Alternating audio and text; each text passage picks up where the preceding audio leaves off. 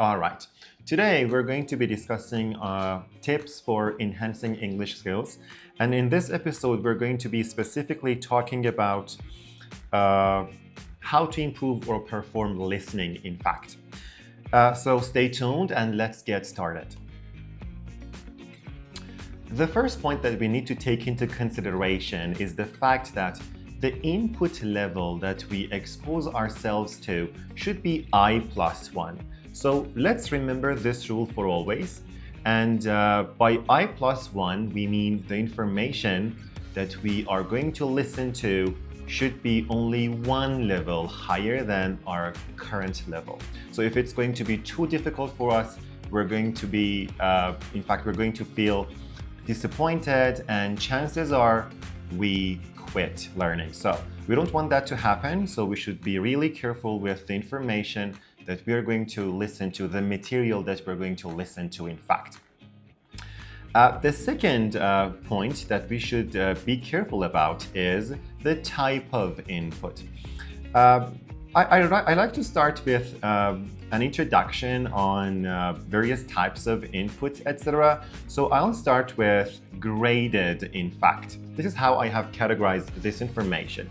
The first type is graded input. And by graded input, we mean the kind of listenings or videos, etc., books maybe, that are in different levels, and they come, in fact, in different levels, and they suit your current level. So again, we're not allowed to watch or in fact listen to any kind of movie or any kind of animation that we wish, as they might in fact be a little hard for us, a little challenging for us, and this can be again a source of confusion or a source of in fact disappointment. Again, this is not what we want to go for, and we have to be careful with. So especially for beginners, we really suggest graded material rather than non-graded one. Now, to in fact briefly introduce two pieces of material, I can go with the book series, in fact, Contemporary Topics, and they come in 3 different levels, as you can see here.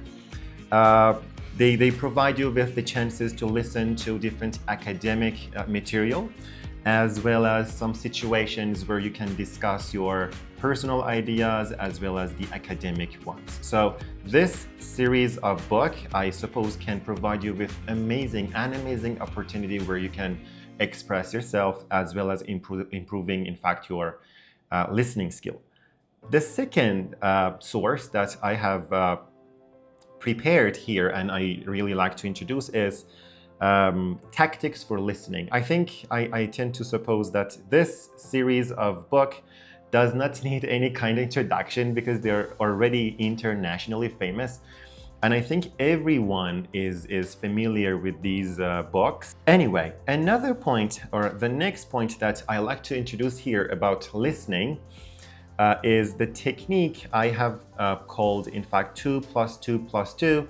And by these 3 twos, I mean the first round, the first 2 rounds that, in fact, we listen to the material we have prepared earlier should be without the text. So the first time we listen to the material, we do not see the text, in fact. In the second rounds, which is going to be again 2 rounds, we're going to see the text as we are listening to the material, in fact. And here we again try to understand the details of the text, etc. Again, we're going to listen to the material 2 more times, and this time again we will listen to that without the text.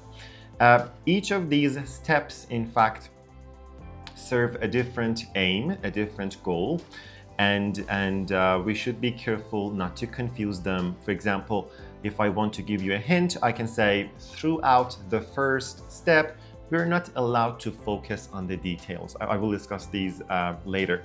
But we're allowed to do so. We're allowed to focus on the details of the text throughout the second, in fact, step. I can say at least we have to listen to one piece of material. Let's say, for example, one episode of a podcast, for instance, 6 times at least. If that is more, definitely that's more preferable. However, I really like to say that 6 times is the least, in fact.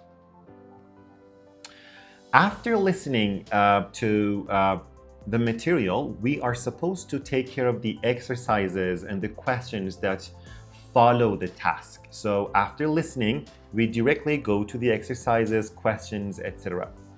And we take care of them. We do the exercises, we check our answers to see if we have fully understood or if we have fully, in fact, comprehended the material we've been through. Next, we come to communicating your understanding. By this, communicating your understanding, I mean, you have to report something.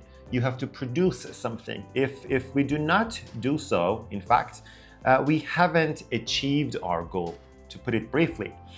After listening to the episode, after watching the in fact, episode of a movie, whatever that is, we have to communicate our ideas, we have to communicate our understanding, and prepare a report on that. Now, who should I practice with? This might be a good question. Shall I work with a partner or can I work with AI, for instance? Again, this might be a source of confusion for many language learners. Now, I think you can work with both of them, and that's fine. However, a partner, a language partner, a language learning partner might have its own benefits, and the AI also, various types, in fact, has its own, I can say, benefits and advantages. Now, if we do not do so, this is the point, if we do not work with a partner, if we do not produce anything, what we have done is a kind of passive learning. And by passive learning, I can say that our language learning has remained sterile. We haven't been able to produce anything, and we have quit, in fact, the listening skill halfway. So this is not what we really, again, like to see in language learners. We have to produce something after watching, after listening. The next point is transcription. Now, by transcription, we mean to write down every single word that you come across while you're listening to some sort of material. Let's say that's a podcast. So we have to write down every single word that we listen to. I know this is somehow a kind of time-consuming activity. However, this is a technique that can help you get mastery over the details. So as you can see on the slides here, I have noted further details, and by further details, I mean every single word.